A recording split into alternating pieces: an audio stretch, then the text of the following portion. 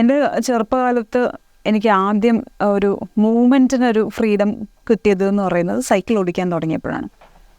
എല്ലാ കുട്ടികളെയും പോലെ 3 ചക്രമുള്ള സൈക്കിൾ ആണ് എനിക്ക് ആദ്യം ത്രില്ലിംഗ് ആയിട്ട് തോന്നിയിട്ടുള്ളത്. എൻ്റെ കളിപ്പാട്ടങ്ങളുടെ കൂടെ എൻ്റെ ഒരു സോളിഡ് കമ്പാനിയനായിരുന്നത് എൻ്റെ ട്രൈസൈക്കിളായിരുന്നു. അതിൽ ഒരുപാട് കാര്യങ്ങൾ ചെയ്യുമായിരുന്നു ഞാൻ. അതായത് പച്ചക്കറി വാങ്ങിച്ച് അമ്മയ്ക്ക് അടുക്കളയിൽ കൊണ്ടു കൊടുക്കും, എന്തെങ്കിലുമൊക്കെ സാധനങ്ങൾ വാങ്ങി മുത്തശ്ശന് കൊടുക്കുക, മുത്തശ്ശിക്ക് കൊടുക്കുക. അപ്പോൾ ആ ഒരു മൂവ്മെൻറ്റ് എന്നുള്ളത് എൻ്റെ മനസ്സിൽ അന്നേ പതിഞ്ഞിരിക്കണം. അത് കഴിഞ്ഞ് പിന്നെ സ്വാഭാവികമായിട്ടും ബൈസിക്കിൾ 2 വീലുള്ള സൈക്കിൾ എന്നുള്ളതിലൊരു ഗ്രാജുവേഷൻ, ഒരു പ്രൊമോഷനൊക്കെ വന്നു. അപ്പോൾ പഠിക്കാൻ നല്ല ബുദ്ധിമുട്ടായിരുന്നു, എന്നാൽ അതൊരു വാശിയായിരുന്നു സൈക്കിൾ ഓടിക്കാൻ പഠിക്കണം എന്നുള്ളത്. ആദ്യം ഒരു ലേഡീസ് സൈക്കിളാണ് ഞാൻ യൂസ് ചെയ്തത്, അച്ഛൻ എനിക്ക് വാങ്ങി തന്നത്. അതും ലിമിറ്റ്സ് ഉണ്ടായിരുന്നു, വീടിൻ്റെ ഒരു ഇത്ര റേഡിയസിലേ പോകാൻ പാടുള്ളൂ എന്നുള്ള. അപ്പോൾ ആ ഒരു എഗെയിൻ ഞാൻ ആ മൂവ്മെൻറ്റ് എന്നുള്ളൊരു പോയിൻ്റ് തന്നെ ഹൈലൈറ്റ് ചെയ്യാൻ ആഗ്രഹിക്കുകയാണ്. അത് ഞാൻ ആസ്വദിച്ച് ശരിക്കും. ആ ഒരു ബമ്പി റൈഡ്, ആ സ്പീഡ് നമുക്ക് കൺട്രോൾ ചെയ്യാൻ പറ്റുക, ആ ഒരു ഇൻഡിപെൻഡൻസ് ശരിക്കും, അല്ലെങ്കിൽ ആ സമയമാകുമ്പോഴേക്കും ആ ഇൻഡിപെൻഡൻസ് എന്നുള്ള തോന്നലൊക്കെ മേ ബി വന്നിട്ടുണ്ടാവുക. അത് ഞാൻ എൻജോയ് ചെയ്യാൻ തുടങ്ങി. അപ്പോൾ അത് കഴിഞ്ഞ് സ്വാഭാവികമായിട്ടും ചെറിയ സൈക്കിളിൽ നിന്ന് പിന്നെ വലിയ സൈക്കിളിലേക്ക്, വലിയ ഫ്രെയിമിലേക്ക് നമ്മൾ പ്രോഗ്രസ് ചെയ്യുമല്ലോ. അന്നേരം എനിക്ക് തോന്നുന്നു ഞാൻ ആദ്യമായിട്ടൊരു ജെൻസ് സൈക്കിളാണ് പ്രിഫർ ചെയ്തത്. കാരണം എനിക്ക് കുറച്ചും കൂടി ഒരു സ്പോർട്സ് ഫീലിംഗ് ആയിരുന്നു വേണ്ടിയിരുന്നത്. പിന്നെ ഇപ്പോൾ തിരിഞ്ഞു നോക്കുമ്പോൾ ഞാനങ്ങനൊരു ഞാനൊരു പെൺകുട്ടിയാണെന്നുള്ളൊരു ബോധത്തിലൊന്നും ആയിരുന്നില്ല. I was more of A Tom boy, I think. ഞാൻ ഒറ്റ മകളാണ് എൻ്റെ അച്ഛനും അമ്മയ്ക്കും. അപ്പം അതിൻ്റെ ഒരു ഫ്രീഡം എനിക്ക് കിട്ടിയിട്ടുണ്ട്, ഒരു സ്ട്രോങ് യങ് ഗേൾ ആയിട്ട് വളർന്നു വരാനുള്ള എന്ന് ഞാൻ കരുതുന്നു. അപ്പോൾ ഒറ്റയ്ക്കുള്ള നിമിഷങ്ങളായിരുന്നു കൂടുതലും എൻ്റെ ചൈൽഡ്ഹുഡിൽ ഉണ്ടായിരുന്നത്. അപ്പം സൈക്കിൾ എന്നെ ഒരുപാട് എനേബിൾ ചെയ്തിട്ടുണ്ട് കറങ്ങി നടക്കാനും. ചെറിയ ചെറിയ ദൂരങ്ങളാണെങ്കിലും എനിക്കതിപ്പം ആലോചിക്കുമ്പോൾ ഒരു കഷ്ടി 1 കിലോമീറ്ററൊക്കെ പോയിട്ടുണ്ടാവുമായിരിക്കാം. പക്ഷെ ആ 1 കിലോമീറ്റർ എന്നെ സംബന്ധിച്ചിടത്തോളം എന്നെ ഒരുപാട് ബലപ്പെടുത്തിയ കാര്യമായിരുന്നു. ഞാൻ ഒറ്റയ്ക്ക് ഒരു സ്ഥലത്തേക്ക് പോവുക എന്നുള്ളത് അതൊരു വ്യക്തിയെ സംബന്ധിച്ചിടത്തോളം ആ വ്യക്തിത്വത്തിനെ ഷെയ്പ്പ് ചെയ്യുന്ന കാര്യങ്ങളാണ്. ഇതൊരു ഗ്രാജുവൽ പ്രോസസ്സാണല്ലോ. അപ്പം ഇതൊക്കെ ഇപ്പം തിരിഞ്ഞ് നോക്കുമ്പോഴാണ് എനിക്ക് മനസ്സിലാവുന്നത്. But I think that is what happened. അപ്പോൾ ഇതിലൂടെ തന്നെ സൈക്കിളിൻ്റെ പ്രാധാന്യം എന്ന് പറയുന്നത് എൻ്റെ സ്വാതന്ത്ര്യത്തോട് അടുത്ത് നിൽക്കുന്ന ഒരു കാര്യമായിട്ടാണ് എനിക്ക് തോന്നുന്നത്. അതുകൊണ്ട് തന്നെ ലൈഫിൽ പലപ്പോഴായിട്ട് എനിക്ക് സൈക്ലിംഗ് ഒരു ഹെൽപ്ഫുള്ളായിട്ട് വന്നിട്ടുണ്ട്. ഞാൻ എൻ്റെ MBA പഠനമൊക്കെ കഴിഞ്ഞ് ഒരു ബിസിനസ്സൊക്കെ സ്റ്റാർട്ട് ചെയ്ത് 2018 വരെ വലിയ പ്രശ്നങ്ങളൊന്നുമില്ലാതെ ലൈഫ് ആസ്വദിച്ചുകൊണ്ടിരുന്ന ഒരാളായിരുന്നു. പക്ഷേ കേരളത്തിൽ ആദ്യമായിട്ട് നിപ്പ റിപ്പോർട്ട് ചെയ്യപ്പെട്ടു. അതെൻ്റെ ടൂറിസം ബിസിനസ്സിനെ വല്ലാതെ ബാധിച്ചിരുന്നു. അത് മാറി എല്ലാം ശരിയാവുമെന്ന് തോന്നി തുടങ്ങുമ്പോഴേക്കും 2018 ഫ്ലഡ് സംഭവിച്ചു. അത് പിന്നെ 19 ഫ്ലഡിലേക്ക് വരെ നീങ്ങി. അപ്പോൾ ഈ 3 ഇൻസിഡൻസ് എനിക്കൊരിക്കലും മറക്കാൻ സാധിക്കാത്ത കാര്യങ്ങളാണ്. അതോടുകൂടി ഞാൻ മാനസികമായിട്ട് ഭയങ്കരമായിട്ട് കൺഫ്യൂസ്ഡായി. തകർന്നു എന്ന് എനിക്ക് അന്ന് തോന്നിയിരുന്നില്ല, പക്ഷേ ഭയങ്കര കൺഫ്യൂഷൻ ഉണ്ടായിരുന്നു. ഇത് എങ്ങോട്ടേക്കാണ് പോകുന്നത്? ഒരുപാട് പ്ലാൻ ചെയ്ത് ആ പ്ലാന് അതേപടി നടപ്പിലാക്കി ജീവിക്കുന്ന ഒരാളുടെ ജീവിതത്തിലേക്ക് ഒരു പ്ലാനും നടക്കാതെ ഒരു തീരുമാനം പോലും എടുക്കാൻ പറ്റാത്ത അവസ്ഥ കടന്നു വരിക എന്ന് പറയുന്നത് ഭയങ്കര ബുദ്ധിമുട്ടുണ്ടാകുന്ന ഒരു കാര്യമാണ്. അപ്പോൾ ഇത് കഴിഞ്ഞ് പിന്നെ വന്നത് എല്ലാവർക്കും അറിയുന്ന പോലെ കൊറോണയായിരുന്നു. ലോകത്തിൽ എല്ലാവരും വീടിനകത്ത് അടച്ച് പൂട്ടി ഇരിക്കുക എന്നുള്ളതൊന്നും ആരും ചിന്തിക്കുക പോലും ചെയ്യാത്തൊരു കാര്യത്തിലൂടെ അങ്ങ് കടന്നു പോയപ്പം അതൊരു കലാശക്കൊട്ടായിരുന്നു എന്നെ സംബന്ധിച്ചിടത്തോളം. അപ്പം ഒരു ഓൺട്രപ്രണർ എന്നുള്ള നിലയിൽ നോക്കുമ്പം that was the death of N entrepreneur in me. നല്ല ഫ്രണ്ട്സ്, നല്ല നല്ല മനുഷ്യർ, ഇതാണ് അന്നേരം എന്നെ ആ ഒരു സീനിൽ നിന്ന് കരകയറാൻ കുറേയൊക്കെ ഹെൽപ്പ് ചെയ്തത്. പക്ഷേ എന്തൊക്കെ പറഞ്ഞു കഴിഞ്ഞാലും എനിക്ക് എന്നിലുള്ള കോൺഫിഡൻസ് അങ്ങ് ബ്രേക്കായിപ്പോയി.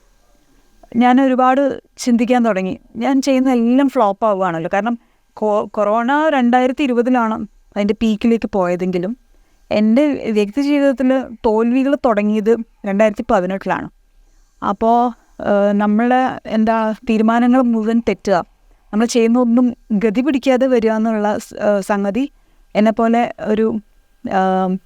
ഒരാൾക്കത് വലിയൊരു അറ്റാക്ക് തന്നെയാണ് മനസ്സിൻ്റെ പുറത്ത്.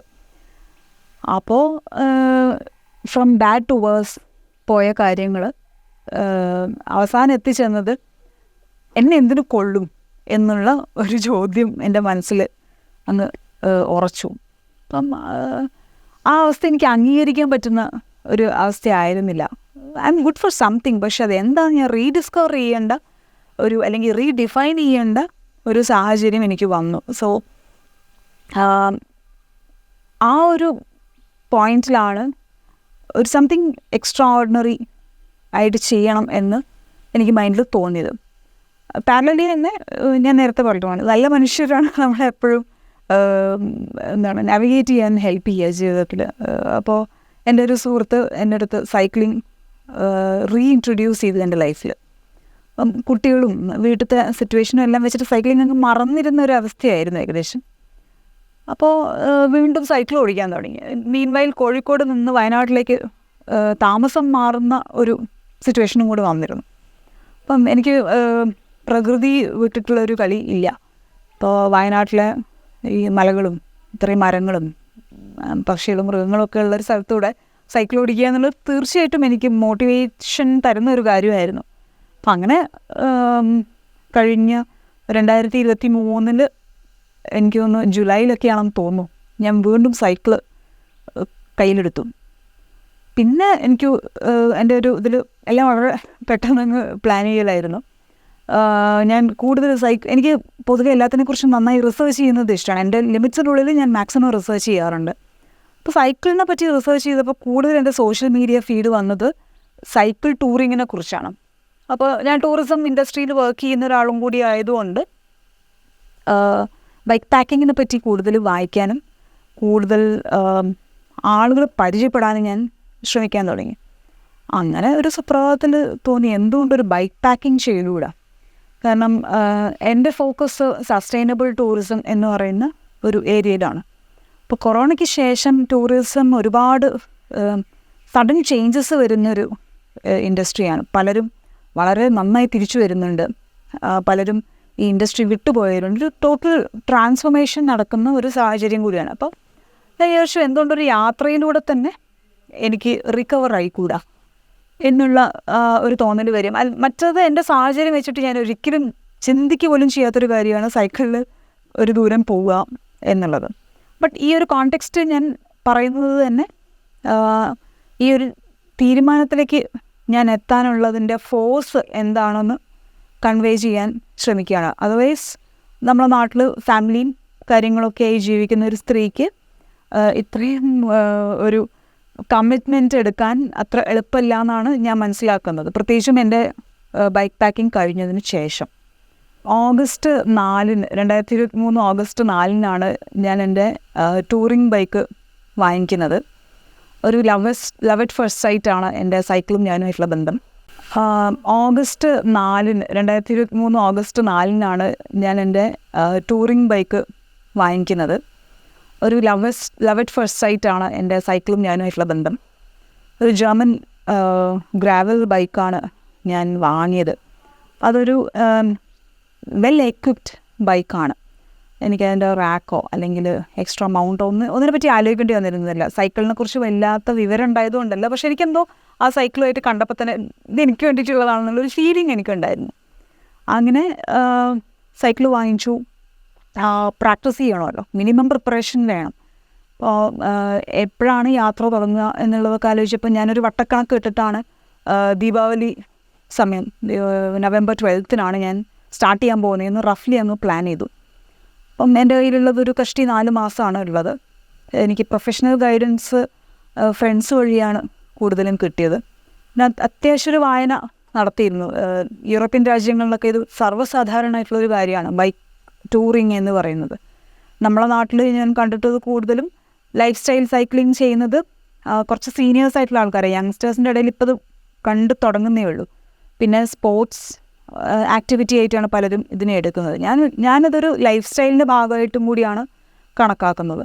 അപ്പോൾ അങ്ങനെ നോക്കിയപ്പോൾ ഈ സൈക്കിള് എൻ്റെ ഡെയിലി ആക്ടിവിറ്റിക്ക് വേണ്ടി ഉപയോഗിച്ചിട്ട് പ്രാക്ടീസ് ചെയ്യാമെന്നുള്ള ഒരു കൺക്ലൂഷനിലേക്ക് എനിക്ക് പെട്ടെന്ന് എത്താൻ പറ്റി.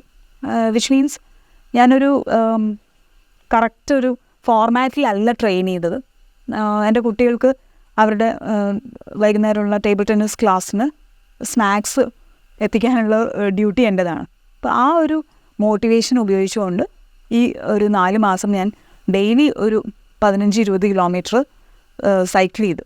അപ്പോൾ അതിന് പ്രിപ്പറേഷൻ ഞാൻ ചെയ്തിരുന്നതെന്ന് പറഞ്ഞു കഴിഞ്ഞാൽ വെള്ളം കുടിക്കുന്നതിൻ്റെ അളവ്, മറ്റത് വെള്ളം കുടിക്കൽ എനിക്ക് വളരെ മടിയുള്ളൊരു കാര്യമായിരുന്നു. പലർക്കും ഈ പ്രശ്നമുള്ളതാണ്. ബട്ട് അത് ഞാൻ സ്ട്രിക്റ്റായിട്ട് മാറ്റിയെടുത്തു. എൻ്റെ ഹാബിറ്റ്സ് മാറ്റി ഞാൻ കുറച്ചും കൂടി എനിക്ക് ആസിഡിറ്റിയൊക്കെ കാര്യമായിട്ടുള്ള ഒരാളാണ്. അതിനെയൊക്കെ ബ്രേക്ക്, കാരണം ടൂറിങ് പോകുന്ന സമയത്ത് എല്ലാ ദിവസവും അനിശ്ചിതാവസ്ഥയാണ് നമ്മൾ ഫേസ് ചെയ്യേണ്ടത്. അപ്പോൾ അത് വെച്ചിട്ട് മിനിമം ലെവലിൽ നമ്മൾ എക്വിപ്റ്റ് ആയിരിക്കണം, പ്രത്യേകിച്ച് ഹെൽത്തിൻ്റെ കാര്യത്തിൽ എന്നുള്ളത് ഡെയിലി എന്നെ ഓർമ്മിപ്പിച്ചുകൊണ്ട് ഞാൻ എൻ്റെ ശീലങ്ങളെ മാറ്റിയെടുത്തു. ഈ സൈക്കിളിന് സാധാരണ പുതിയൊരു സൈക്കിൾ വാങ്ങിക്കുമ്പോൾ, പ്രത്യേകിച്ചും ലോങ് ഡിസ്റ്റൻസ് ഒക്കെ പോകുമ്പം ഇതിൻ്റെ സീറ്റ് സാഡിന് അങ്ങ് നമ്മൾ ദേഹമായിട്ട് അങ്ങ് ഫെമിലിയർ ആവുക എന്നുള്ളത് ഒരു വലിയ ചലഞ്ചായിരുന്നു. സർപ്രൈസിംഗ്ലി എനിക്ക് അങ്ങനത്തെ ചലഞ്ചസ് ഒന്നും എൻ്റെ ഈ സൈക്കിളിൽ ഉണ്ടായിരുന്നില്ല. അതൊക്കെ തന്നെയും എൻ്റെ ഈ എൻറ്റയർ ട്രിപ്പിൻ്റെ ഒരു പോസിബിലിറ്റീനെ കൂട്ടിക്കൊണ്ടിരുന്നു. മറ്റത് ചെറിയ പ്രശ്നങ്ങൾ, ഇപ്പം മുട്ടിൻ്റെ വേദന അല്ലെങ്കിൽ ബാക്ക് പെയിനൊക്കെ വന്നു കഴിഞ്ഞാൽ ഈ ട്രിപ്പ് ഒരിക്കലും നടക്കില്ലായിരുന്നു. But somehow drop by drop എല്ലാ ദിവസവും ചെയ്ത എഫേർട്ട് കാരണം ഒരു 4 മാസത്തെ മൈൽഡ് ട്രെയിനിങ് കൊണ്ട് തന്നെ എനിക്ക് പോകാനുള്ള കോൺഫിഡൻസ് ബിൽഡായി എന്ന് വേണം കരുതാൻ. പിന്നെ 1-2 ഷോർട്ട് ട്രിപ്സ്, ഒരു ബൈക്ക് പാക്കിംഗ് എന്ന് പറയുമ്പോൾ നമ്മൾ നമ്മുടെ സകല സാമാനങ്ങളും കെട്ടിപ്പെറുക്കി ഒരു ബാഗ് സൈക്കിളിൽ കെട്ടിവെച്ച് യാത്ര ചെയ്യുന്നത് it's A totally different concept.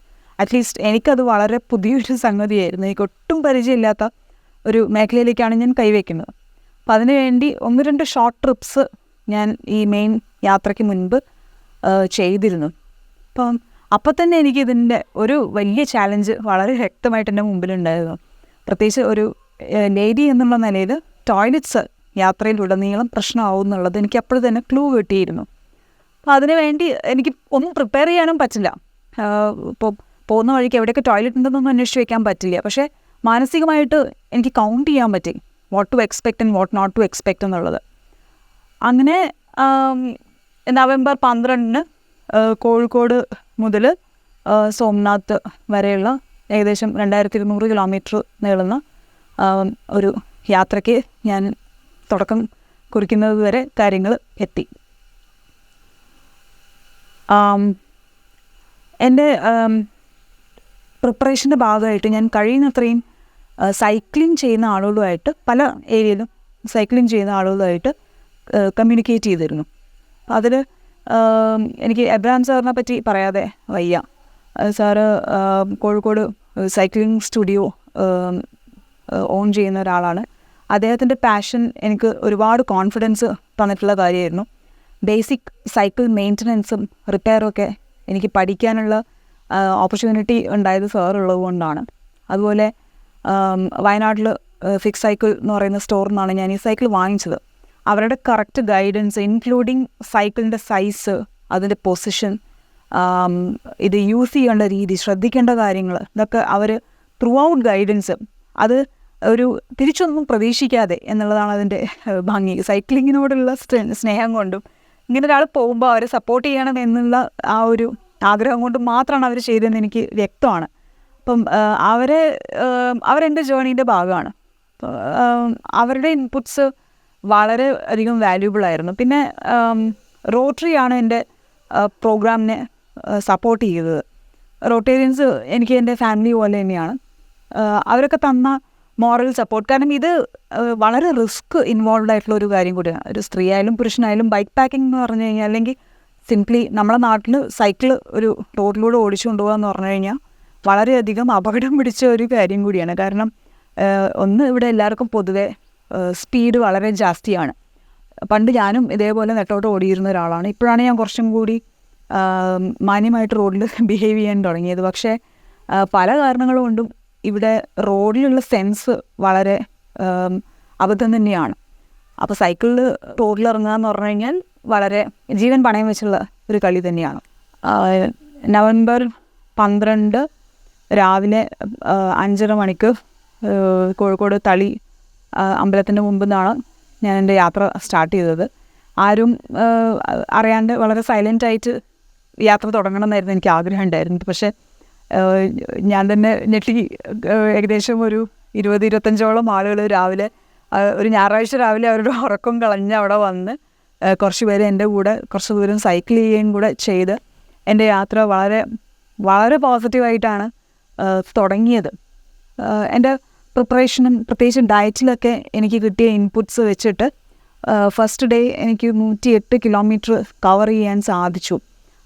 കണ്ണൂരായിരുന്നു എൻ്റെ ആദ്യത്തെ സ്റ്റോപ്പ്. എൻ്റെ അമ്മയുടെ വീട് കണ്ണൂരാണ്. അവിടെയാണ് ഞാൻ ഫസ്റ്റ് സ്റ്റോപ്പ് ചെയ്തത്. അപ്പം ഫസ്റ്റ് ഡേ തന്നെ എനിക്ക് സക്സസ്ഫുള്ളായിട്ട് കംപ്ലീറ്റ് ചെയ്യാൻ പറ്റി. ഓരോ ദിവസം എവിടെ എത്തണം എന്നുള്ള ഒരു ഏകദേശ ധാരണ ഞാൻ പ്രിപ്പയർ ചെയ്തിരുന്നു. ഒരു 2 മാസത്തോളം എടുത്തിരുന്നു അത് പ്രിപ്പയർ ചെയ്യാൻ. ഞാൻ ഗൂഗിൾ മാപ്പാണ് കൂടുതലും ഉപയോഗിച്ചിരുന്നത്. കാരണം ഈ ഒരു റൂട്ട് കംപ്ലീറ്റ് യാത്ര ചെയ്ത ആരെയും എനിക്ക് കണ്ടുപിടിക്കാൻ പറ്റിയിട്ടുണ്ടായിരുന്നില്ല. അപ്പോൾ പലരും ചെറിയ ചെറിയ സ്ട്രെച്ച് ഗോവ മുതൽ ബോംബെ വരെ ചെയ്തവരുണ്ടായിരുന്നു, അല്ലെങ്കിൽ കണ്ണൂർ മംഗലാപുരം ചെയ്തവരുണ്ടായിരുന്നു. പക്ഷെ ഫുൾ സ്ട്രെച്ച് ഒരു ബൈക്ക് പാക്കിംഗ് ചെയ്ത ആൾക്കാരുടെ ഫീഡ്ബാക്കൊന്നും എനിക്ക് കിട്ടിയിട്ടുണ്ടായിരുന്നില്ല. സോ ഇതൊരു മൊത്തത്തിൽ എനിക്കൊരു എക്സ്പെരിമെൻ്റ് ആയിരുന്നു. ആ ഒരു നിലയ്ക്ക് എൻ്റെ ഫസ്റ്റ് ഡേ വളരെ പ്ലസൻറ്റായി മുന്നോട്ട് പോയി. അതിന് അടുത്തടുത്ത് വന്ന ദിവസങ്ങളും ഞാൻ വിചാരിച്ച ടാർഗറ്റ് എനിക്ക് കംപ്ലീറ്റ് ചെയ്യാൻ സാധിച്ചു എന്നുള്ളത് എന്നെ സംബന്ധിച്ചിടത്തോളം വലിയൊരു അച്ചീവ്മെൻ്റ് ആയിരുന്നു. എൻ്റെ യാത്രയിൽ ഫുഡിൻ്റെ ഡൈവേഴ്സിറ്റി, പ്രത്യേകിച്ചും പച്ചക്കറികളിലുള്ള ഡൈവേഴ്സിറ്റി ഞാൻ ഏറ്റവും കൂടുതൽ കണ്ടത് അവിടെയുള്ള അമ്പലത്തിൻ്റെ ഗോകർണ ടെമ്പിളിൻ്റെ മുമ്പിലുള്ള പച്ചക്കറി മാർക്കറ്റിലായിരുന്നു. അവിടെയുള്ള ആളുകളുടെ വേഷങ്ങൾ വരെ ഇപ്പോഴും ആ പഴയ കാലത്തിൻ്റെ ഓർമ്മ എന്നല്ല, അവരുടെ ജീവിതം ഇപ്പോഴും അതേപോലെയാണ്. മാറ്റം അങ്ങനെ കാര്യമായിട്ട് ബാധിച്ചിട്ടില്ല അവർ. ചെറിയ ചെറിയ കടകളും അവിടെയുള്ള അവർ വിൽക്കുന്ന സാധനങ്ങൾ വരെയും ഒരു വേറെ കാലഘട്ടത്തിൽ നിന്ന് തന്നെയാണ്. അത് വളരെ എനിക്കൊരിക്കലും മറക്കാൻ പറ്റാത്തൊരു എക്സ്പീരിയൻസ് ആയിരുന്നു. കുൻകേശ്വറാണ് പിന്നെ എനിക്ക് ഏറ്റവും ഒരു ത്രെട്ടനിങ് ആയിട്ടുള്ള എക്സ്പീരിയൻസ് ഉണ്ടായിരുന്നത്. കുൻകേശ്വർ ക്ഷേത്രത്തിൻ്റെ അടുത്ത് ഒരു ചെറിയ ഹോം സ്റ്റേ പോലെയൊരു സ്ഥലത്തായിരുന്നു ഞാൻ താമസിച്ചത്, കടലിൻ്റെ തൊട്ട് സൈഡിൽ. അന്ന് രാത്രി ഒരു ചെറിയ കൊടുങ്കാറ്റും കാര്യങ്ങളൊക്കെ. ആദ്യമായിട്ടാണ് ഞാനൊരു കൊടുങ്കാറ്റ് ഫേസ് ചെയ്യുന്നത്. എൻ്റെ റൂമിൻ്റെ ഉള്ളിൽ മുഴുവനും വെള്ളം. ഒരു കൃത്യം 9:30 മുതൽ 10:15 വരെ ഇനി ഞാൻ തിരിച്ച് വീട്ടിലെത്തുമോ എന്നുള്ളത് പോലും എനിക്ക് സംശയമുള്ള രീതിയിൽ ഉള്ളൊരു സാഹചര്യമായിരുന്നു. ഞാൻ ആരെയും ആ സമയത്ത് ആരുടെ ഈ കാര്യം പറയാൻ നിന്നില്ല. വെറുതെ അവരെ ടെൻഷനാക്കുന്നതിൽ കാര്യമില്ലല്ലോ എന്നുള്ള മാതിരി. എൻ്റെ ഒരു സുഹൃത്തുണ്ട് അശ്വിൻ നേവിയിലാണ്. അശ്വിൻ്റെ അടുത്ത് മാത്രമാണ് ഞാൻ ചോദിച്ചത് അവരുടെ ടെക്നിക്സ് യൂസ് ചെയ്തിട്ട് ഈ കാറ്റ് എങ്ങോട്ടാണ് പോകുന്നത്, എന്നെയും കൊണ്ടുപോകുമോ എന്നുള്ളതൊക്കെ അറിയാൻ വേണ്ടി. അശ്വിൻ ആണ് എന്നെ അന്ന് ഹെൽപ്പ് ചെയ്തത്. എൻ്റെ യാത്രയിലുടനീളം എനിക്ക് ഓവർ ദ ഫോൺ സപ്പോർട്ട് ചെയ്ത ഒരാളും കൂടിയാണ് അശ്വിൻ. അപ്പം അയാളുടെ ആ ഒരു ഉറപ്പിൻ്റെ പുറത്താണ് അന്ന് രാത്രി ഞാൻ ഏകദേശം സമാധാനമായിട്ട് കടന്നു പോയത്. കുൻകേശ്വറിന്ന് രത്നഗിരി പോകുന്നതാണ് ഏറ്റവും സംഭവബഹുലമായ ഒരു എപ്പിസോഡ്. അല്ലെങ്കിൽ ഏറ്റവും അൺസർട്ടനിറ്റീൻ്റെ ഒരു പീക്ക് എത്തിയത് ഈ ഒരു സ്ട്രെച്ചിലായിരുന്നു. യാത്ര ചെയ്യുമ്പം ടോയ്ലറ്റ് ഒരു ചലഞ്ചാണെങ്കിൽ പീരിയഡ്സ് എന്ന് പറയുന്നത് അതിന് വലിയൊരു ചലഞ്ചാണ്. ഞാനത് ഏകദേശം കാൽക്കുലേറ്റ് ചെയ്തിരുന്നെങ്കിലും എൻ്റെ കാൽക്കുലേഷനൊക്കെ തെറ്റിച്ചുകൊണ്ട് പ്രതീക്ഷിച്ചതിന് 2 ദിവസം മുൻപ് എൻ്റെ പീരിയഡ്സ് സ്റ്റാർട്ടായത് ഈ വഴിക്കായിരുന്നു. ഗൂഗിൾ മാപ്പ് നോക്കി പോയിക്കൊണ്ടിരുന്ന എനിക്ക് ഫോണ വഴിയിൽ 2 ഫോറിനേഴ്സാണ് ശരിക്കുള്ള വഴി പറഞ്ഞു തന്നത്. ആ ഏരിയയിലും എൻ്റെ സിം കാർഡിന് നെറ്റ്വർക്ക് വളരെ കുറച്ചേ കിട്ടിയിരുന്നുള്ളൂ. അപ്പോൾ അതുകൊണ്ട് അപ്ഡേറ്റ് ആവാത്തതായിരിക്കാം. എന്തായാലും ഞാൻ വഴി തെറ്റിയേനെ. ഇവർ വന്ന് എൻ്റെ അടുത്ത് പറഞ്ഞു ഞാൻ പോകുന്ന വഴിയിലുള്ള ഒരു പാലം പൊളിച്ചിട്ടിട്ടുണ്ട്, അപ്പം വേറെ റൂട്ട് എടുത്തിട്ട് വേണം രത്നഗിരി എത്താൻ. വിച്ച് മീൻസ് ഒരു 40 കിലോമീറ്ററും കൂടി കൂടുതൽ ഞാൻ കവർ ചെയ്യേണ്ടി വരും എന്നുള്ളത്. അപ്പം അതിൻ്റെ ഒരു അങ്കലാപ്പ്, കാരണം ഓൾറെഡി 12:30 ആയിരുന്നു, ഉച്ചയ്ക്ക് എത്തിയിരുന്നു. പോകുന്ന വഴിക്കൊന്നും ഒരു മനുഷ്യനും ഇല്ല, അത് വേറെ. അങ്ങനെ പോകുന്ന വഴിക്ക് എൻ്റെ പീരിയഡ്സ് സ്റ്റാർട്ടായി. കണ്ണെത്താത്ത ദൂരത്തോളം മാന്തോപ്പായിരുന്നു. വീടുകൾ 1-2, പക്ഷേ അന്നൊരു ഞായറാഴ്ചയും കൂടിയായിരുന്നു. അപ്പം അതുകൊണ്ടായിരിക്കണം ആരും ഉണ്ടായിരുന്നില്ല ആ പ്രദേശങ്ങളിലൊന്നും. അപ്പോൾ കുറച്ചൊക്കെ കഷ്ടപ്പെട്ട് ഞാനങ്ങ് മുന്നോട്ട് ചെന്നു. കാരണം അവിടെ നിൽക്കുന്നിടത്ത് നിന്ന് കഴിഞ്ഞിട്ടൊരു കാര്യമില്ല. കുറേ പരന്ന വേക്കൻ്റ് ആയിട്ടുള്ള സ്ഥലം, പിന്നെ കുറച്ച് ഈ മരങ്ങൾ, മാവ്, അങ്ങനെയൊക്കെ. എന്താ ചെയ്യേണ്ടതെന്നൊരു ധാരണയില്ല. പക്ഷെ മുന്നോട്ട് പോകുന്ന വഴി ശരിയാണോ എന്ന് പിന്നെയും എനിക്ക് ഉറപ്പില്ലാതായി തുടങ്ങി.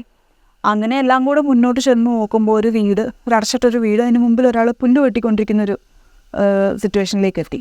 അപ്പോൾ അയാളടുത്ത് ഞാൻ ചോദിച്ചു, ബാത്റൂം യൂസ് ചെയ്തോട്ടെ എന്ന് ഞാൻ ചോദിച്ചു. അയാൾ പറഞ്ഞു, എനിക്കറിയില്ല, ഇത് എൻ്റെ വീടല്ല, അവിടെ തുറന്നിട്ടുണ്ടെങ്കിൽ നിങ്ങൾ യൂസ് ചെയ്തോളൂ, കുഴപ്പമില്ല എന്ന് പറഞ്ഞു. ആ വീട്ടിൽ ബാത്റൂമും ഒന്നും എനിക്ക് ആക്സസ് ചെയ്യാൻ പറ്റുന്നുണ്ടായിരുന്നില്ല. അവസാനം ഒരു 1-2 വാവിൻ്റെ ഇടയിൽ ചെന്നിട്ടാണ് എനിക്ക് ബേസിക് ക്ലീനിങ്ങും കാര്യങ്ങളൊക്കെ ഔട്ട്ഡോർ ഇരുന്ന് ചെയ്യേണ്ടി വന്നത്. ഞാനൊരു അഡ്വെഞ്ചറസ് ട്രിപ്പിലാണ് ഉണ്ടായിരുന്നത് എന്നുള്ളത് ഒരു എക്സ്ക്യൂസായിട്ട് എടുക്കാൻ എനിക്ക് ബുദ്ധിമുട്ടുണ്ട്. നമ്മളെ നാട്ടിൽ നമ്മൾ എത്രയൊക്കെ തന്നെയും ഡെവലപ്മെൻറ്റിൻ്റെ കാര്യം പറയുമ്പോഴും ഇത്തരത്തിലുള്ള ചില ബേസിക് എലിമെൻറ്റ്സ് മിസ്സിങ് ആണ് എന്നുള്ളത് വീണ്ടും വളരെ വിഷമത്തോടെയും ദേഷ്യത്തോടു കൂടിയും ഓർമ്മിച്ച മറ്റൊരു സിറ്റുവേഷനായിരുന്നു.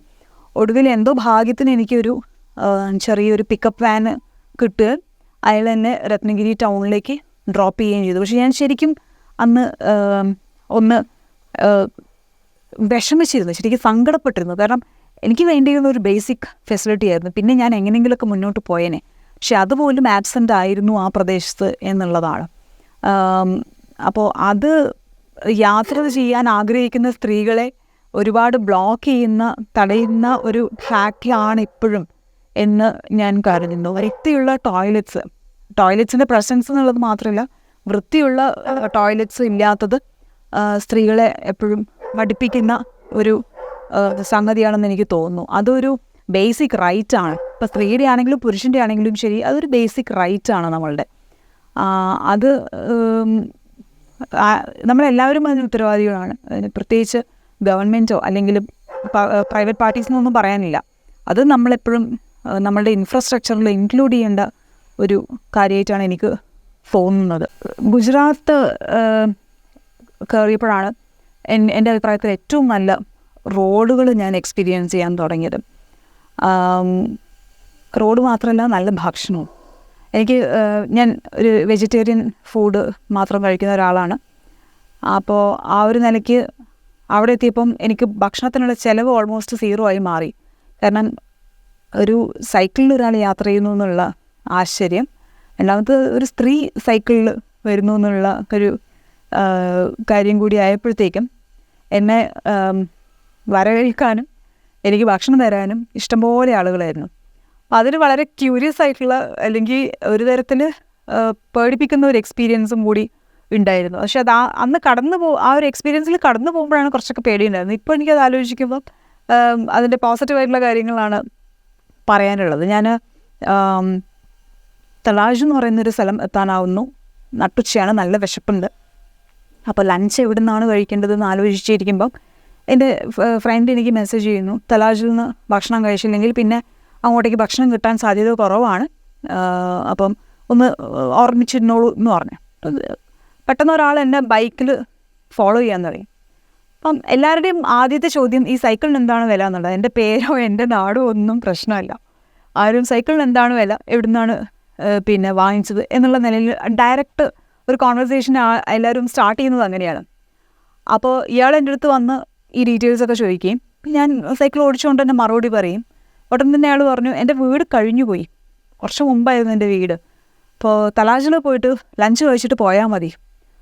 ഗുജറാത്തിലുള്ള ഒത്തൻറ്റിക് ഫുഡ് എൻ്റെ അമ്മ പ്രിപ്പയർ ചെയ്യുന്ന ഫുഡ് നിങ്ങൾക്ക് തരുമായിരുന്നു, പക്ഷേ അറ്റ്ലീസ്റ്റ് എൻ്റെ കൂടെ വന്ന് തലാജിൽ നിന്ന് ഭക്ഷണം കഴിച്ചിട്ട് വേണം നിങ്ങൾ പോകാമെന്ന് പറഞ്ഞ് ഇയാളെ കൂടെ ഞാൻ പോയി. കാരണം എന്തായാലും വിശപ്പുണ്ട്, ഭക്ഷണം കഴിക്കാം. റൈഡ് ചെയ്ത് തുടങ്ങിയപ്പോഴാണ് എനിക്ക് എൻ്റെ സംശയങ്ങളൊക്കെ പൊന്താൻ തുടങ്ങിയത്. ഇയാൾ എന്നെ എങ്ങോട്ടേക്കാണ് കൂട്ടിക്കൊണ്ടുപോകുന്നതെന്ന് എനിക്കൊരു രൂപമില്ല. ഫുൾ ഹൈവേ ഒക്കെ ഒരുവിധം ഐസൊലേറ്റഡ് ആണ്. അങ്ങനെ അധികം ആൾക്കാരൊന്നും അതുവഴി പോകുന്നില്ല. പോകുന്നവർ തന്നെ അവർക്ക് റോഡിൽ നടക്കുന്ന ഒരു കാര്യം അന്വേഷിക്കാനുള്ള സമയവും ഇല്ല. അങ്ങനെ മെയിൻ റോഡിൽ നിന്നൊരു ഡീവിയേഷൻ എടുത്ത് ഇയാൾ എന്നെ ഒരു ചെറിയ ഒരു ധാബയിലേക്കാണ് കൊണ്ടുപോയത്.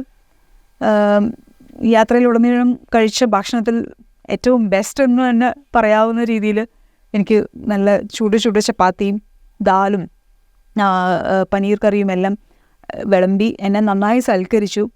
ഞാൻ ഒരു ഭാഗത്ത് എനിക്ക് ഭക്ഷണത്തിനോടുള്ള സന്തോഷം, മറ്റൊരു ഭാഗത്ത് ഇതെന്താ സംഭവിക്കുന്നത്, ഇനി ഇയാൾ എന്നെ എന്തെങ്കിലും ട്രാപ്പിൽ പെടുത്താനുള്ള പരിപാടിയാണോ എന്നുള്ള പേടിയും എല്ലാം കൂടി മിക്സ്ഡ് ആയിട്ടുള്ളൊരു ഇമോഷൻ ആയിരുന്നെങ്കിലും സൈക്കിൾ എന്ന് പറയുന്ന ഒരു മീഡിയം നമുക്ക് ഒരാൾക്കാരുടെ അടുത്ത് എങ്ങനെയാണ് കമ്മ്യൂണിക്കേറ്റ് ചെയ്യാൻ ഹെൽപ്പ് ചെയ്യുന്നത് എന്നുള്ളത് എനിക്ക് മനസ്സിലായൊരു നിമിഷം കൂടിയായിരുന്നു അത്. അങ്ങനെ അയാളുടെ കൂടെ അന്ന് അവിടെ നിന്ന് ലഞ്ച് കഴിച്ച് എന്നെ പേ ചെയ്യാനായിട്ട് സമ്മതിച്ചില്ല. കൂടുതൽ അയാളോട് 2 വാക്ക് സംസാരിക്കുന്നതിന് മുമ്പ് അയാളോട് നിന്ന് സ്ഥലം കാലിയാക്കിയിരുന്നു. സൈക്കിൾ എന്ന് പറയുന്ന ഒരു ഭാഷയെക്കുറിച്ച്, അതിൻ്റെ സ്ട്രെങ്ത്തിനെ കുറിച്ച് എനിക്ക് മനസ്സിലാക്കാനുള്ള ഒരു നല്ലൊരു ഓപ്പർച്യൂണിറ്റി ആയിരുന്നു അത്.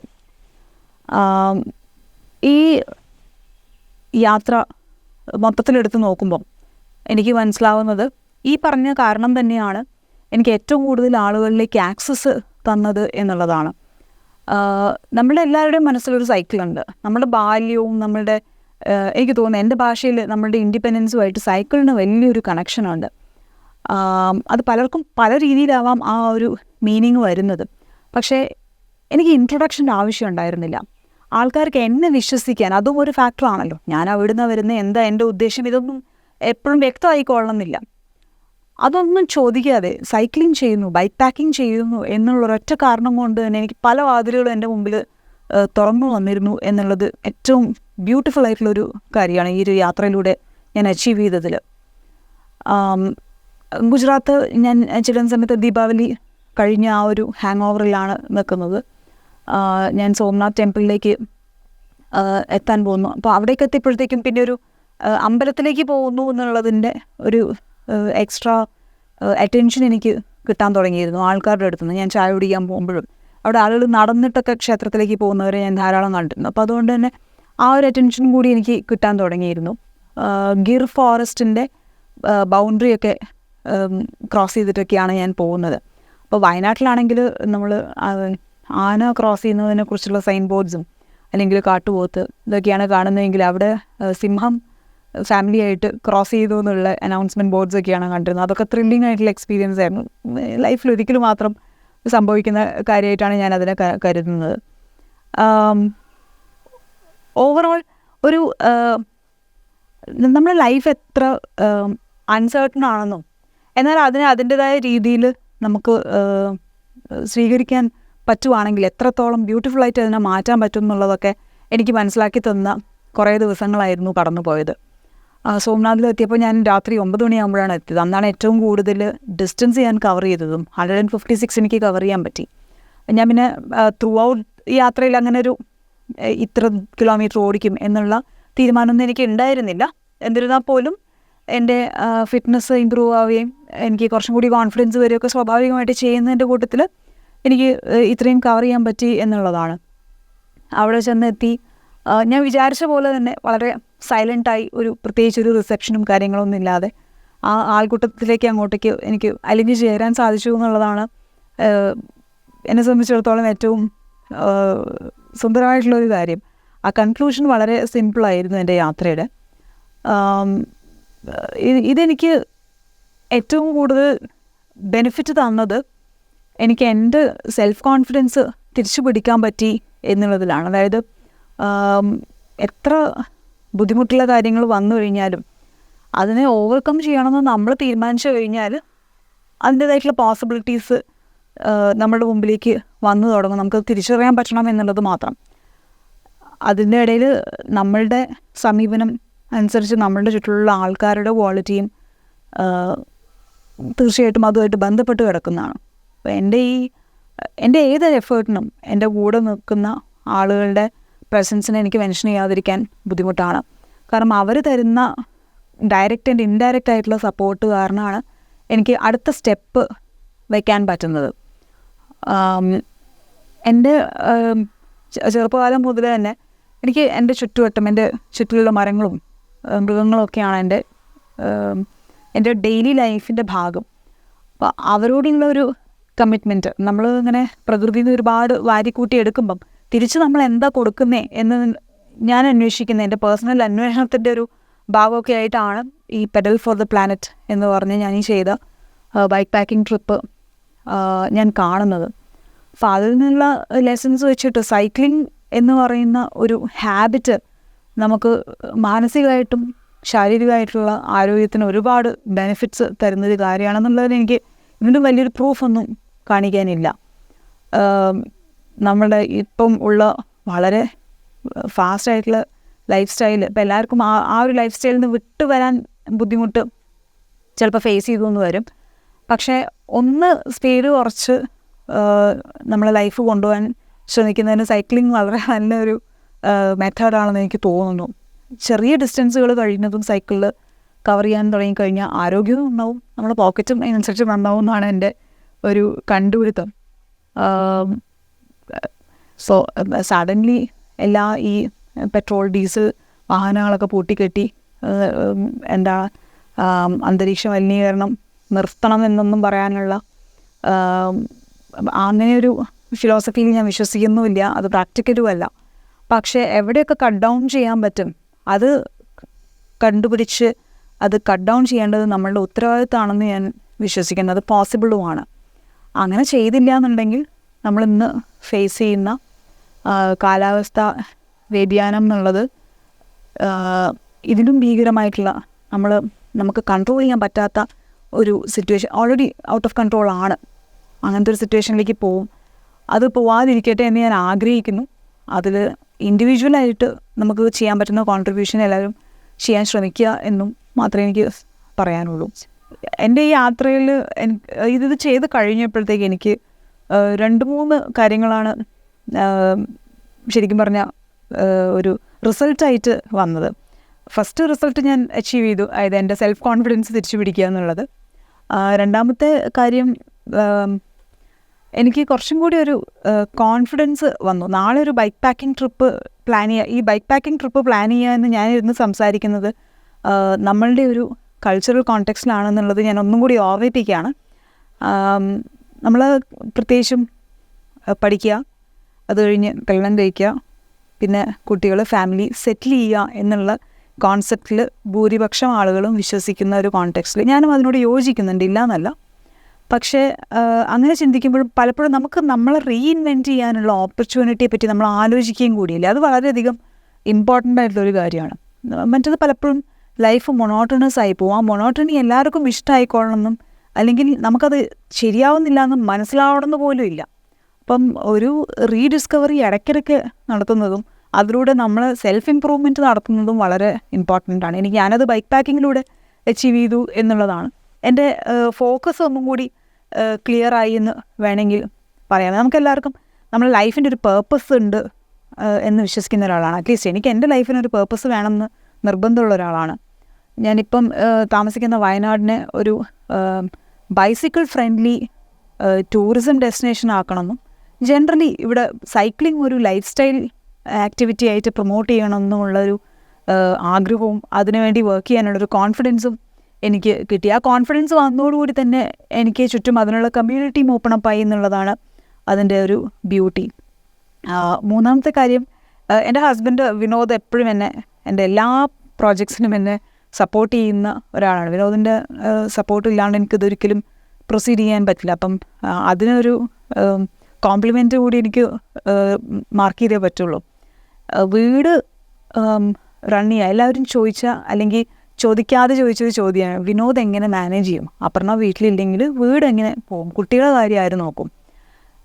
ഈ ട്രിപ്പ് പ്രിപ്പയർ ചെയ്യുന്ന സമയത്ത് തന്നെ ഞാൻ എൻ്റെ വീട്ടിൽ ഉള്ളൊരു സിസ്റ്റം എസ്റ്റാബ്ലിഷ് ചെയ്തിരുന്നു. അത് എന്താ പറയേണ്ടത്, ഒരു കോൺട്രവേഴ്ഷ്യൽ ടോപ്പിക്കായിട്ടൊന്നും അല്ലെങ്കിൽ ഒരു ഫെമിനിസ്റ്റ് സ്റ്റേറ്റ്മെൻ്റ് ആയിട്ടൊന്നും എടുക്കാൻ എനിക്ക് താല്പര്യമില്ല. എല്ലാവർക്കും അവരവരുടേതായിട്ടുള്ള ലൈഫ് കണ്ടീഷൻസും അതിൻ്റെ ഒരു റിഥമുണ്ട്. അപ്പം ഞാനില്ലെങ്കിലും എൻ്റെ വീട് ഫങ്ഷൻ ചെയ്യുന്നത് എങ്ങനെയാണെന്നും അല്ലെങ്കിൽ എനിക്ക് അറ്റാച്ച്മെൻറ്റോടുകൂടി തന്നെ അതിൽ നിന്നും ഡിറ്റാച്ച്ഡ് ആയി നിൽക്കാനുള്ളൊരു ഫെസിലിറ്റി ബിൽഡ് ചെയ്യാനും എനിക്ക് സാധിച്ചു എന്നുള്ളത് എൻ്റെ ഒരു അച്ചീവ്മെൻ്റ് ആയിട്ട് ഞാൻ കണക്കാക്കുന്നു. തിരിച്ചു വരുമ്പോഴത്തേക്കും വിനോദിനെ കുറച്ചും കൂടി കുക്കിംഗ് സ്കിൽസൊക്കെ കിട്ടി എന്നുള്ളതും എൻ്റെ കുട്ടികൾ കുറച്ചുകൂടി സെൽഫ് സഫീഷ്യൻ്റ് ആയി എന്നുള്ളതും ഇതിന് ഒരു റിസൾട്ട് തന്നെയാണ് എന്നെ സംബന്ധിച്ചിടത്തോളം. അവർക്ക് അവരുടെ ബേസിക് കാര്യങ്ങൾ ചെയ്യാൻ ഇപ്പോൾ 2 പ്രാവശ്യം ആലോചിക്കേണ്ട ആവശ്യമില്ല. നമ്മളുടെ ഇന്നത്തെ ഒരു സൊസൈറ്റിയുടെ ഒരു പോക്ക് വെച്ചിട്ട് അവരുടെ ലൈഫ് സ്കിൽസിൽ ഏറ്റവും ഇമ്പോർട്ടൻ്റ് ആയിട്ടുള്ള ഒരു കാര്യം തന്നെയാണത്. എൻ്റെ ആബ്സെൻസിൽ, അമ്മയുടെ ആബ്സെൻസിൽ അവരെന്ത് മാനേജ് ചെയ്യും എന്നവർക്ക് പഠിക്കാൻ പറ്റി എന്നുള്ളത്. അടുത്തൊരു കാര്യം കൂടി എനിക്ക് പറയണം എന്നുള്ളത്, എൻ്റെ ചുറ്റുവട്ടത്തുള്ള ആളുകൾ സൈക്കിൾ ഉപയോഗിക്കുന്നത് ആളുകളുടെ എണ്ണം കൂടുന്നതും എനിക്ക് കാണാൻ പറ്റുന്നുണ്ട്. പലരും എനിക്ക് പരിചയമില്ല, പക്ഷേ ഒരു രസത്തിനെങ്കിലും തിരിച്ച് വീണ്ടും സൈക്കിള് കയ്യിലെടുക്കാൻ ആൾക്കാർക്ക് ഇൻട്രസ്റ്റ് വന്നു എന്നുള്ളത് probably it's one of the best achievements of pedal for the planet. ഈ യാത്രയിൽ ടെക്നോളജിയെ ഞാൻ ഒരുപാട് ഡിപ്പെൻഡ് ചെയ്തിരുന്നു.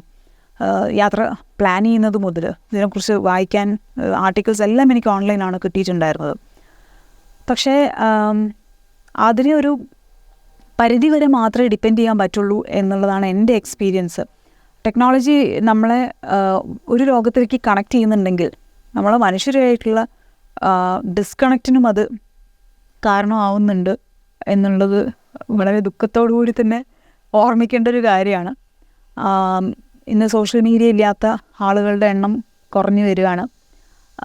പക്ഷേ എന്നെ പോലെയുള്ള ആളുകൾ സോഷ്യൽ മീഡിയയിൽ നിന്നും കഴിയുന്നതും മാറി നിൽക്കണം, കുറച്ചും കൂടി ഡെപ്തിൽ കോൺട്രിബ്യൂട്ട് ചെയ്യണമെന്ന് ആഗ്രഹിക്കുന്നു എന്ന് എനിക്ക് തോന്നുന്നുണ്ട്. പ്രത്യേകിച്ചും ഈ ഗൂഗിൾ മാപ്പ് വെച്ചിട്ട് കാര്യങ്ങൾ ഓടിക്കാമെന്ന് വിചാരിക്കുന്നവർ ഒന്ന് ശ്രദ്ധിക്കണം എന്നാണ് എനിക്ക് പറയാനുള്ളത്. പല സമയത്തും എനിക്ക് വഴി മിസ്സാവുകയും തെറ്റായിട്ടുള്ള റൂട്ടിലും ഞാൻ ഏകദേശം 12 കിലോമീറ്റർ പോയി തിരിച്ച് വരേണ്ടി വന്നിട്ടൊക്കെ ഉണ്ട്. ഈ ഗൂഗിൾ മാപ്പ് മാത്രം ഡിപ്പെൻഡ് ചെയ്യുമ്പോൾ വായ തുറന്ന് മറ്റൊരാളോട് ചോദിക്കാനുള്ള മടി ഈ ഗൂഗിൾ മാപ്പ് കാരണം ആളുകൾ ഡെവലപ്പ് ചെയ്തെടുത്തിട്ടുണ്ട്. അപ്പം അത് മാറണം എന്നാണ് എനിക്ക് തോന്നുന്നത്. ഇതൊന്നും ഒരു എന്നാൽ പിന്നെ ഇതങ്ങോട്ട് ശരിയാക്കി കളയാം എന്നുള്ളൊരു ആറ്റിറ്റ്യൂഡിലല്ല ഞാൻ പറയുന്നത്. എൻ്റെ എക്സ്പീരിയൻസുകൾ ഷെയർ ചെയ്യാനുള്ളൊരു ശ്രമം മാത്രമാണ്. ഈ സൈക്കിൾ ടൂർ പ്ലാൻ ചെയ്യുന്ന സമയത്ത് സ്വാഭാവികമായിട്ടും എനിക്ക് എൻ്റെ നേരെ വന്നിരുന്ന ചില സജഷൻസ്, ചോദ്യം അല്ലെങ്കിൽ എന്നെ നിർത്തി കളയാം അല്ലെങ്കിൽ പോണ്ടെന്നുള്ള രീതിയിലല്ല ഞാൻ പറയുന്നത്. പക്ഷേ ആളുകൾ ഇത് നന്നാവണം എന്നുള്ള നിലയ്ക്ക് ചോദിച്ചിരുന്ന കുറച്ച് കാര്യങ്ങൾ, സേഫ്റ്റിയെക്കുറിച്ചും. സോളോ ട്രിപ്പാണ് സാധാരണ ഈ ബൈക്ക് പാക്കിംഗ് ട്രിപ്പ് ചെയ്യുന്ന സമയത്ത് ചിലപ്പോൾ ഒരു സപ്പോർട്ട് വെഹിക്കിൾ ആൾക്കാർ ഓപ്റ്റ് ചെയ്യാറുണ്ട്. അപ്പോൾ കൂടെ തന്നെ ഒരു ടീം ഉണ്ടാവും മെഡിക്കൽ കെയർ കൊടുക്കാനും റിപ്പയർ കാര്യങ്ങളൊക്കെ ഹാൻഡിൽ ചെയ്യാനൊക്കെ. ഞാനിതൊന്നും ഇല്ലാതെ എല്ലാം എൻ്റെ സ്വന്തം റെസ്പോൺസിബിലിറ്റിയിൽ ഏറ്റെടുത്തുകൊണ്ടാണ് ഈ യാത്ര നടത്തിയത്. അപ്പോൾ അങ്ങനെ എൻ്റെ അടുത്ത് ചോദ്യങ്ങൾ വരുന്ന സമയത്ത് ഞാൻ എപ്പോഴും ഒരു ഉദാഹരണം പറഞ്ഞിരുന്നത് എൻ്റെ ആദ്യത്തെ വിദേശയാത്രയുടെ അനുഭവമായിരുന്നു. ഞാൻ ബൾഗേറിയയിലാണ് അന്ന് ചെന്ന് ഇറങ്ങിയത്. എനിക്ക് ആദ്യം ചലഞ്ച് വന്നിരുന്നത് ഭാഷ സംബന്ധിച്ചിട്ടുള്ളതായിരുന്നു. എനിക്ക് തോന്നുന്നു റഷ്യനാണ് അവർ കൂടുതലും ഉപയോഗിക്കുന്ന ഭാഷ. ഇംഗ്ലീഷ് ഓൾമോസ്റ്റ് ഇല്ല. ഭാഷ അറിയില്ലെങ്കിൽ നമ്മൾ എത്രത്തോളം ബാക്കി എന്ത് എക്വിപ്മെൻ്റ് ഉണ്ടെങ്കിലും നമ്മൾ ചിലപ്പം ഹാൻഡിക്യാപ്റ്റ് ആവും എന്നുള്ളത് എനിക്ക് അന്ന് മനസ്സിലായിരുന്നു. ഞാൻ എൻ്റെ ഡോക്യുമെൻറ്റ്സ് കാണിച്ചപ്പം ഞാൻ താമസിക്കുന്ന സ്ഥലത്തിൻ്റെ കാര്യത്തിൽ ചെറിയൊരു കൺഫ്യൂഷൻ ഉണ്ടായിരുന്നു. അപ്പം എയർപോർട്ടിൽ നിന്ന് അവരെനിക്ക് പുറത്തേക്ക് ഇറങ്ങാനുള്ള പെർമിഷൻ തരാൻ കുറച്ച് വൈകി. ഞാനന്ന് ശരിക്കും പേടിച്ച് പറിച്ചിരുന്നു. കാരണം ഞാൻ എൻ്റെ ഒരു ഒഫീഷ്യൽ ആവശ്യത്തിന് വേണ്ടി പോയതായിരുന്നു. അവരെന്നെ തിരിച്ചു വേണമെങ്കിൽ അവർക്ക് ഡീപ്പോർട്ട് ചെയ്യാം. അത് ചെയ്തു കഴിഞ്ഞാൽ എനിക്ക് ആലോചിക്കാൻ പോലും പറ്റാത്തൊരു കാര്യമായിരുന്നു. അപ്പം എനിക്കെന്നാൽ ഭാഷ കുറച്ചും കൂടി നന്നായി അറിഞ്ഞിരുന്നെങ്കിൽ കാര്യങ്ങൾ എക്സ്പ്ലെയിൻ ചെയ്യാമായിരുന്നു. ഇവൻച്വലി അത് ഇംഗ്ലീഷ് സംസാരിക്കുന്ന ഒരാളടുത്ത് സംസാരിച്ച് കാര്യങ്ങൾ എക്സ്പ്ലെയിൻ ചെയ്തുവെങ്കിലും ആ ഒരു 10-15 മിനിറ്റ് ഞാൻ ശരിക്കും പെട്ടുപോയിരുന്നു. ഞാൻ തിരിച്ച് വീട്ടിലേക്ക് പോകേണ്ടി വരുമോ, എൻ്റെ യാത്ര ബ്ലോക്ക് ആവുമോ എന്നുള്ള പേടി എനിക്കുണ്ടായിരുന്നു. അപ്പോൾ ഫിസിക്കലി ഉള്ള ഡേഞ്ചറിൻ്റെ കൂടെ നമ്മൾ കൾച്ചറലി അല്ലെങ്കിൽ ഭാഷാപരമായിട്ടുള്ള ലിമിറ്റേഷൻസ് ഒഴിവാക്കാൻ എപ്പോഴും യാത്രയിൽ കരുതിയിരിക്കണം. ഇപ്പോൾ പുതിയൊരു ഭാഷ പഠിച്ചിട്ട് ആ സ്ഥലത്തേക്ക് പോക്കൊന്നും നടക്കുന്നുണ്ടാവില്ല.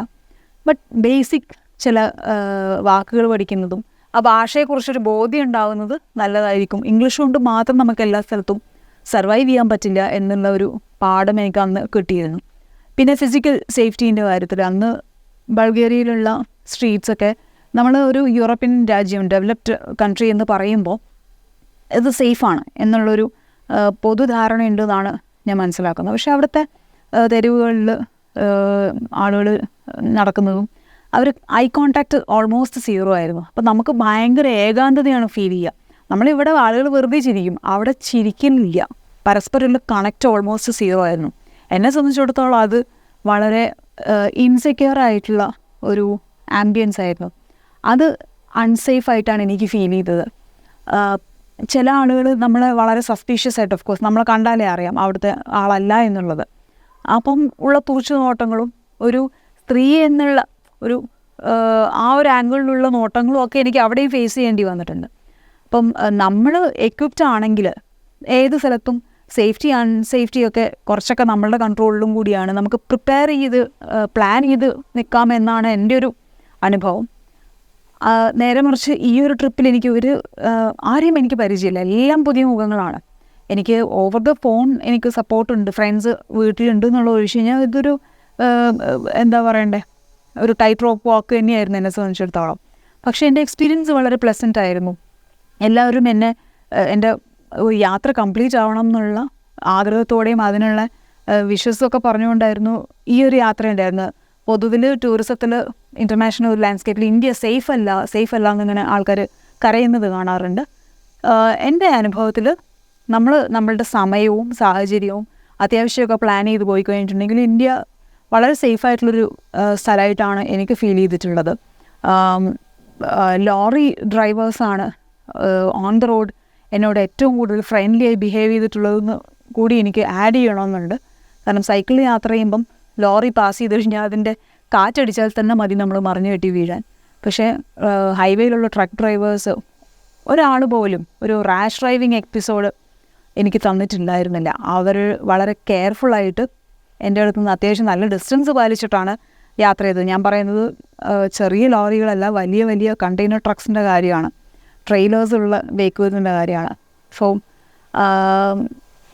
അത്യാവശ്യം നല്ല ഹോംവർക്കും പ്രിപ്പറേഷനും ഉണ്ടെങ്കിൽ സ്ത്രീകൾക്ക് എവിടെ വേണേലും യാത്ര ചെയ്യാമെന്നാണ് എൻ്റെ ഒരു എക്സ്പീരിയൻസ് ഉള്ളത്. പിന്നെ അതിൽ കടന്നൊരു അഡ്വഞ്ചറിന് നമ്മൾ പ്രിപ്പയർ ചെയ്യുകയാണെങ്കിൽ അതിനനുസരിച്ചിട്ടുള്ള എക്സ്പീരിയൻസ് പ്രതീക്ഷിക്കുക തന്നെ വേണം. അൺപ്ലസൻ്റ് ആയിട്ടുള്ള കാര്യങ്ങൾ, ആക്സിഡൻസ് സംഭവിക്കും. അതിപ്പോൾ നമുക്ക് ആർക്കും പ്രെഡിക്റ്റ് ചെയ്യാൻ പറ്റുന്ന കാര്യങ്ങളല്ല. അത് ലൈഫിൻ്റെ ഭാഗമാണെന്നാണ് ഞാൻ കരുതുന്നത്. അതിപ്പം വീട്ടിലിരുന്നു കഴിഞ്ഞാലും ആക്സിഡൻസ് ക്യാൻ ഹാപ്പൻ.